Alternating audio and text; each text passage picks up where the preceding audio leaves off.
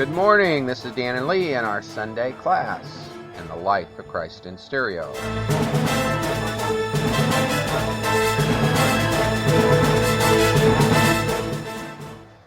Good morning, Miss Lee. Good morning. What's up today? Well, we are thanking the Lord for our air conditioning, and we are being cool when it is a lot of humidity outside. You know, it is interesting being a faith missionary all of our lives and learning to be a faith missionary in our retirement. Although, if you call this retirement, we're so busy writing and doing things and Yes, building web pages. We don't understand the people who are retired and say, I don't have anything to do this in front of the TV all day. We just quit having money come in.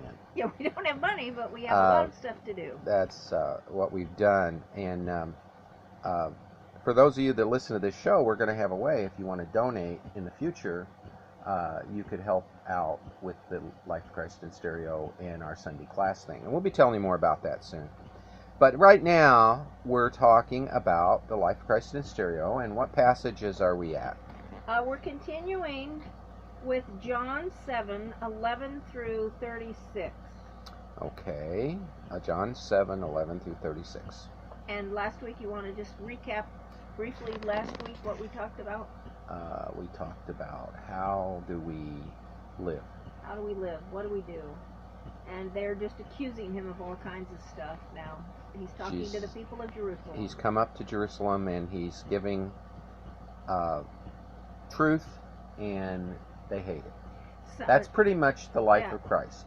Some people say he's good, and others say, oh, he has a demon. That's pretty much the Christian life. If you're willing to live as a living sacrifice. Some say you're good, some say you're a demon. Very few are neutral. Yeah, and that actually is a good thing, but not in America in the 21st century. You want people not to think anything of you, just to get along. You get along. Well, you're saying that's what most Christians believe. It's what most want to get along. I think it's most people. I'm not sure it's even. I think it's the that, secular thing we learn in education to sit down, shut up, and listen. That's how education is designed now, instead of Jewish education and Judeo-Christian education was designed to ask a lot of questions. And it's like, don't upset people. Don't upset people. Don't judge them. Don't upset them. Don't make them angry. Just go with the flow. Yeah, and that's why everybody is good. That's why our education system has now come to where we have perversion declared by government authorities to be the thing to do in public education. Well, the civil society is crumbling quick. Yeah, but that isn't the Christian society. We are civilized people. And civilized mean we have really true truth. The Ten Commandments, Sermon on the Mount, is historically Judeo-Christian thought. But let's get to our reading. I have to interject. Your favorite saying for things from the Bible, truly true truth. Truly true truth. All right, now, Jesus says, I am from him. Some, therefore, at Jerusalem were saying, is not he the one they are seeking to kill? And behold, he is speaking openly, and they say nothing to him. Have the rulers perhaps recognized that he is indeed the Messiah? Yet we know this man, where he is from. While the Messiah, when he comes, no one knows where he is from. This is an interesting concept that the masses said, well, nobody's attacking him. Nobody's openly attacking him. They're murmuring, they're sneaking, they're hiding, they're gossiping, but open. And that is a tactic that we can learn as Christians.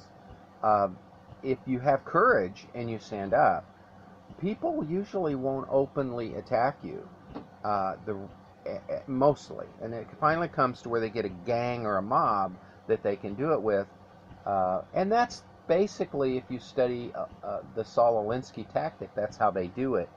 They get a gang, they isolate you, they attack you politically or socially if you don't fit in to the new morality. Oh, I found it very interesting this week on this new morality thing, that the headline in the New York Times this week was on Obama's speech in Japan, in Hiroshima, was, we are to evolve a new morality. This is such where the culture is. That the old morality is considered Christianity. And the Ten Commandments, the Sermon on the Mount. Well, what about private property do we need to evolve? And that's when they want to evolve. Everybody owns everything. We need a new way of looking at the world, not from that God owns everything and we're to obey him, but that man owns everything and the government is to tell us what to do. So it's like an evolving, and that's where evolutionary thinking is the foundation of almost everything. And it really kind of was in the time of Jesus, but let's go on and read. I was going to say, too, this idea of everything that's happening and what he said, I will not mention his name, what he said at this memorial in Japan. He said this how many years ago when he told someone, you didn't build that. You didn't build your own business. It's a furtherance of that idea. Well, it's basically Marxism. I was listening to David Horowitz. I really recommend his web pages. I'm going to be telling people where to go to get current news. David Horowitz was raised as a communist among all of these people that are now in charge of the United States government. And he tells the stories about how their parents were absolute total radical communists, and they are too. Yeah. And how this whole thing that we're seeing develop is, and I want to understand, it's communist, we think of as just Russia, Soviet Union. No, communist is communist. The word is communist. That you believe everything is owned together. There is no private property. Actually, in the great movie, what was that movie? I just blanked out. Dr. Zhivago? No, it was the other one about Russia. I can't think of it right now. The only one I can think of. No, it was a movie. But anyway, the key on the door of the guy that was the writer. Yes. I remember Warren Beatty. Yeah, Warren Beatty. About 5-hour movie. Yeah, I can't think of the name of it. It was a tremendous movie, but hard to follow. Yes. It was boring in some ways, but the first half of the movie is how do we get rid of private property personally. The second half of the movie, how do we get it in the civil society? And right in the middle of the movie, on the door of this author, was private property is the greatest theft. And that's how these people think. Well, the Ten Commandments clearly teach that thou shalt not steal. That means that it's yours. You did it. That you shouldn't even covet. It's yours. It's somebody else's. There's private property. And John Locke developed the idea that if you go into the woods and everything is held in common, anybody can pick the berries, that's communism. But once you reach out and pick a berry and put it in your mouth, you mix your creativity with your labor, that berry becomes your property. It's impossible that it not be yours because you ate it. Mm-hmm. And now it's within you and it's your private property. And the whole development of Western culture, the old morality as the New York Times that hasn't evolved, is private property comes from God. And that really is what Jesus is saying. I came from God. He owns me. He doesn't own you. Mm-hmm. And that's what he's going to, and that's why they hate him. Okay, so Jesus, therefore, as he taught in the temple, cried out and said, so you know me, and you know where I am from. Yet it is not on my own authority I have come, but he who sent me is true, whom you do not know. But I know him, for I am from him, and it is he who sent me. Now, he uses the word know here. How many times? Oh, a lot. I don't know. Count, see if you can count through. Well, you speak while I count. And the word know is a Judeo-Christian word. In evolutionary thinking, we can't know. And that's why modern man, through education, is now trained to fit in, because how do you know? That's only truth for you. That's truth for now. See, everything is evolving. Once you have an evolutionary thing, nothing is truly true truth. You can't know. But he used the word know 4 times, I believe. 4 times. I could in that one sentence. In that one sentence, yeah. Yeah, and see, the reason is he knows the Father. The Father knows him. And to know is a personal word that is personal with the person. I know Lee. I know her intellectually. I know her in marriage. I know her really well. And sometimes we dispute. Sometimes my will and her will don't go together. Jesus struggled with that too, even though he wasn't fallen, because he said, "Let this cup pass from me." He didn't want to hurt. Oh, and he said, "Thy will, not mine." And then he said, "Thy will, not mine." He didn't And want to die. they both had wills. Yeah, they were both different beings. The Father is God and Jesus is God, and they're both different beings, but they're one because they submit to one another. And just like in a ultimate family, purpose is the same. a husband and wife submit to one another. They have disputes. It's not a wrong thing to have disputes because information is multiple, and they may have different information. Now with God, it's a little different because he knows everything. But Jesus had limited himself at this time, so he didn't know everything. But he knew it hurt to go to a cross. And he didn't want to suffer that. That wasn't his goal, to have pain. His goal was to save mankind. And that was what a man of love does. He sacrifices himself. But Jesus here, and that's where, as we've gotten education that has taken out truly true truth and is evolving, everything is evolving, we come to the point where we need to evolve a new morality. And the new morality is actually the old statism, where the government tells you everything to do. It's either fascism or communism, and it's evil. So Jesus, in his time on earth, his 33 years, he could feel pain. If he stubbed his toe, it would hurt. If he was hungry, his stomach would growl. If he was out in the sun too long, he might have a headache. He felt pain, so he knew what it felt like, because he gave up his godly attributes. That's right. And he had a human body, and he had nerves, and the nerves hurt, and he had a brain. Yeah. And his soul was God, eternal God, who had limited himself. He never took up his will against the Father.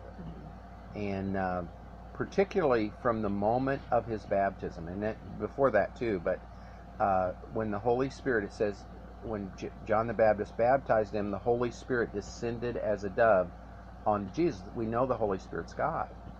The Father spoke from heaven. We know that's God. He is God. But Jesus was being baptized, and we know he's God, because all three raised Jesus from the dead. In 3 places in the Bible it says the Spirit raised Jesus, the Father raised Jesus, and Jesus said, "I will raise myself in 3 days." So let's go on and read. They kept seeking, therefore, to arrest him, although no one laid a hand on him, for his hour had not yet come. This is an important thing.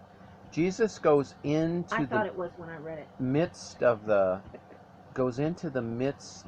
He showed up and he didn't shut up. Let's put it that way. It's what we always, we have a little saying, we need to show up and not shut up. Now, well, nobody likes what we're saying. That's what people will whisper. Nobody likes what you're saying. Too bad. We show up and we don't shut up. And they constantly are trying to find a way to get you and trip you up. And that is so much what's going on in our culture today. And most people think it's, they get sucked into it's political, the left and the right. No, it's the evolutionary change, and it's the Christian solidness. It's the certainty of Christianity and the constant change of evolutionary thinking. That is the true battle that is going on in our culture. It's going on in politics, it's going on in families, it's going on in individuals, it even goes on in our heart. We want to do what's right, we can't. But go ahead. Constant battle. As I remember studying under Francis Schaeffer and him talking about there are very few minute gray areas in the Bible, and they have nothing to do with character or how you should act. They're like, should men have beards or not have beards? You know, should, things like that. Should I eat fish or chicken today? But it's like the basic things that have carried us forth are the character, the biblical principles, the 10 Commandments, what the Bible tells us to do. That's why it's very important that as we think about why is the 10 Commandments one of the only books, you could say, thrown out of education. I mean, all it is 10 sentences written down on a piece of rock. Yeah. Why? Why does it offend people Why, so much? why is it being thrown out? Well, because it's not socialist. Yeah. Because it's not uncertainty. Because it means you can know, you know, you know. Because it says thou shalt not steal. And that means everybody, including those that are running for president. Yeah. It means everybody, including my neighbor who stole my electric bike. It's stealing is wrong. But first comes covetousness, and that comes from the heart. Yeah. And you shouldn't even covet your neighbor's wife. So marriage is private. See, private property versus everybody owns everything. Yeah. And that's what's going on in the bathroom thing today. Yeah. Well, there's no privacy. There's and you can believe anything you want, and you can have any gender you want. You just imagine it. And that's the new imagination reality. Yeah. And what it is, it's chaos. With no basis on it's truth. Anarchy. Yeah, it's anarchy. And that's why and through people history... People don't understand that. They think, oh, I feel sorry for these people. No, they're anarchists. They're anarchists. And define an anarchist. An anarchist is someone who doesn't believe there's any laws. It's my imagination. I do whatever I imagine is true. That's what the transgender world is. It's anarchists. Mm-hmm. And all through history, there have been these anarchists, and they create mobs, and they riot, and we're seeing that today. Even at the Trump rallies, I saw the headline this week that 1,000 people were. They didn't use the word riot, but that's what they were protesting. That's a new word. Isn't that the evolving thing? Yeah, we use politically correct. We say protest. They were rioting. They were actually rioting. If they're throwing rocks and kicking the police and cussing at them and spitting at them and tearing things up, that's a riot. That's not a protest. And that is why the issue is not Donald Trump, Barack Obama. The issue is not Hillary Clinton. The issue is not Ted Cruz. It is an issue when we're voting, okay, that to be true, but the issue is, do they follow the 10 Commandments, Sermon on the Mount? Just give it a little ad here. We've developed a web page at Facebook called George Washington Republicans, because this is a republic. It is not a democracy, and everybody keeps using that word. It's just an absurdity. It's a constitution. In a republic, you can have civil rights. The mob doesn't rule. These anarchists use the word democracy because that puts it everything is whatever you want it to be. Mm-hmm. It's a way to create the riot, and that's what they're trying to do to Jesus here. They're trying to create the riot. Yeah, they are. And they don't want to openly, as individuals. The high priest doesn't come out and tell Jesus, now you are not following the word. If he loved Jesus, he would come out and say, you are not following the word. So how does somebody find this George Washington Republicans? It's on Facebook. Just go to our Facebook and look up George Washington Republicans. Yeah. And they can find it if they're interested. Yeah, and it's just a web page, and you can we post things that have to do with this, and I think I'm going to start doing an audio series that we post there too. Okay, so I think it's interesting here. He's walking in the crowds and everybody's seeing him, but his hour had not yet come. What does that mean? Well, there was one day in history Jesus had to die. The Messiah had to die. Does it come down to one moment?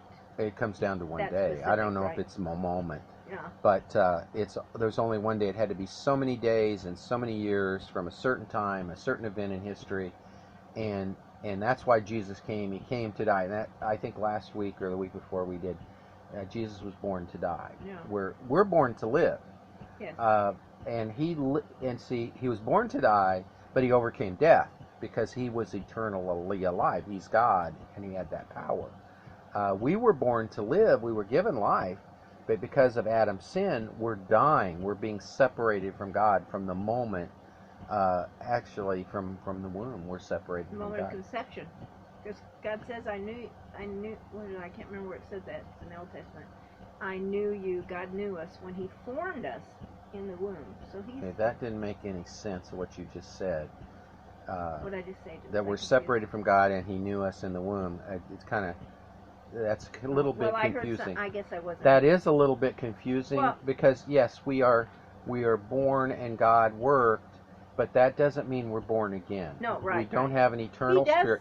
We are given, He forms us in the womb. and It says that. And he yes. But we have free won't. We can decide to not. Yeah, and do what he wants us to do. even in the womb, we're beginning to develop that, and really that free won't develops in little children in their twos, where they say no, no. They always, whatever you say, they say no, because that is developing in their soul, the invisible part of their life. But go on. All right, now we're going on. So in the midst of this, he's walking. They're not arresting him, but many of the crowd believed upon him and kept saying, "The Messiah, when he comes, will he do any greater miraculous signs than these which this man wrought?" So it's interesting, these masses were reading the scriptures. They're seeing Jesus' actions, and they're seeing the Pharisees and the Jews, and they're saying, wait a minute, he's doing what the scriptures say. And doesn't that kind of seem... But they still don't seem to believe. Well, they don't have courage. They're not sure he's the Messiah. Masses, see, to trust your mind is a very hard thing. Mm-hmm. And that's where it takes a lifetime of training, and that's why education is so important. What secular education does is teaches people not to trust their mind. You know, I remember in the 8th grade, I looked at a map of the world, and I said, well, it looks like at one time there was one big continent. You know, all the pieces just fit together. My teacher mocked me in the class. Now, at that time, the idea of the continents drifting and shifting had not come into geology yet.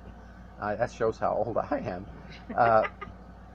But you know, then they said, oh, it does look that way. So finally the geologist came up with a thing. It took billions of years. Well, that's absurd. It happened in a very short time. Mm-hmm. The Bible implies when it happened, and it was after the flood. There was a breaking up of the one world, one continent. The world was created as one big continent. The Earth had one big continent. That didn't mean it didn't have islands. That didn't mean it didn't have breaking off points. When you think about it, you know, they're always so amazed that they find these quote unquote prehistoric dinosaurs in Russia and then in, let's say, Arizona. And well, how did they go there and there? Because at one time it was one big continent, and they roamed all over, and so they're up and there. And some broke off, and then they're because there's change within, you know, there's adaptation, is the word I'm looking for, and adaptation doesn't mean change from one species to another. It means a species adapts to being able to live in the environment it is. So if you only eat certain food, your body shifts to accept that food. God has designed that within. But that's way off our track. We are really all over the place here today. We go. We're talking about Jesus in Jerusalem being attacked, and here we're talking about dinosaurs. Yeah. You've really lost it today. This is what we do. We this is why we have so much fun. We track things and go all over the place. All right. The Pharisees heard how the people were muttering these things about him. So the Pharisees and the chief priests sent officers to arrest him. Well, see, now it's interesting that the masses were saying, isn't this the one? Doesn't the Bible say he's doing what he's supposed to do? He's doing all these miraculous signs. So now, instead of the establishment, the Pharisees and Sadducees, which were supposed to be the learned men, and the Herodians, the three groups, the Pharisees, Sadducees, and Herodians, instead of them saying, well, yeah, let's look at the facts, they gathered, and the reason is later in the scriptures it reveals to us their power was being threatened. Yes. And that is the great battle, is once you're perceived as threatening the power of those in power, the establishment, then you are the enemy and you can be killed. And don't think it won't happen, because it has happened through history over and over and over again. There is not a peaceful world. This is a very dangerous world. But ultimately, Jesus was protected until he fulfilled his purpose. And his purpose was to die. And that's us too.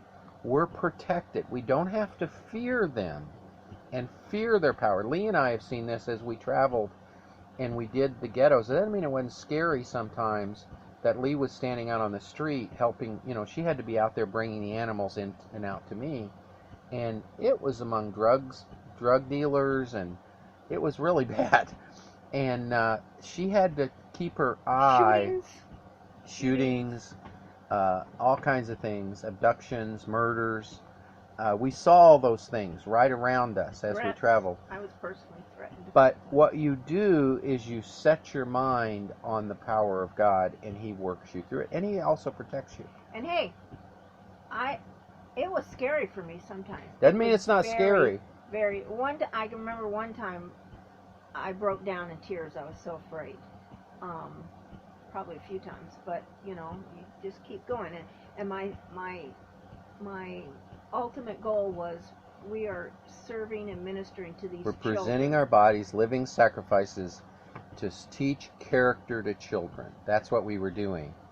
And Lee took that seriously, and God protected us for 10 years to be in those situations on a daily basis. Did we ever get robbed or beaten or stabbed? Or no? Yes. When did we get robbed? Someone stole our van one time. Oh, that was true. That is, but the Lord got it back. Yeah, it spread the gospel. I mean, that was an interesting thing. It was amazing. We only have 3 minutes left, so today we won't go into that story. Okay. Jesus therefore said to them, Yet a little while am I with you, then I am going unto him who sent me. You will seek me, but will not find me, and where I am you cannot come. The Jews therefore said to one another, Where does he intend to go, that we shall not find him? Will he go to those who are dispersed among the Greeks, and teach the Greeks? What does he mean by saying, You will seek me, but will not find me, and where I am going you cannot come? This is a real key thing, because here Jesus is beginning to even tell his enemies about the invisible world. There's a material world, which is matter and energy, and there's a civil society that works within that material world, and then there's an invisible world. And that's why later he tells even Herod, my kingdom is not of this world. It doesn't mean that the invisible shouldn't rule over the material. And that's how many Christians have interpreted that to mean. No, it means the invisible is to rule over the visible. That's why we must be born again, and as we're born again, we now have the power to rule over our flesh properly, to rule over and with our families properly, to rule in the civil society properly. The invisible rules over the invisible rules over the visible. And that's where man is made up of these two substances, the invisible spirit soul stuff and the material. And modern man, in the new evolving morality, only sees people as machines, no soul and spirit. They're not dual substance. Man throughout history has known that we're dual substance. We're humans. Humans have free will, free won't. And the result of that is we can rule over these things.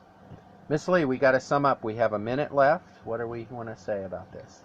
Well, I just say that we need to recognize one thing I've been thinking of this whole time I'm talking, that as Christians today, we stand in the world and we have to speak against the evil that's going on, even if it means to the end of our life. That doesn't mean you've got to go out and be on TV.